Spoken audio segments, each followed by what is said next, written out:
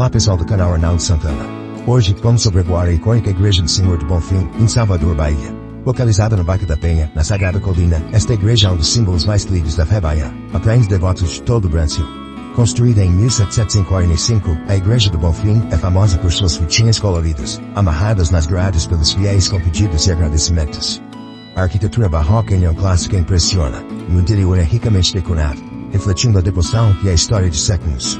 Uma curiosidade fascinante é a lavagem do Bonfim, uma tradição que acontece desde 1763, onde baianas vestidas de branco lavam as escadarias com água de cheiro em uma celebração que une fé e cultura.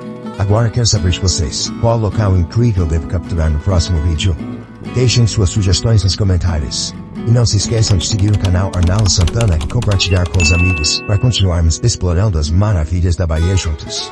Até a próxima. Igreja do Bonfim, Salvador, Drone Views. Arnaldo Santana, História e Atenção.